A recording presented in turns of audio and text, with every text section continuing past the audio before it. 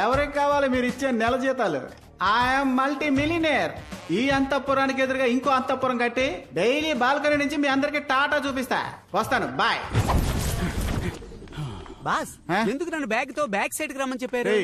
Switch board మారుస్తానన్న సాకుతో రాణి room లో ఉన్న పాత నగలన్నీ తీసి బ్యాగ్ లో ప్యాక్ చేశా. ఆవిడతో మాట కలిపినట్టుగా కలిపి ఆ గ్యాప్ లో నిన్ను బ్యాగ్ తో బయటికి ఎలా రప్పించాను చూసావా? అదేరా నా టాలెంట్.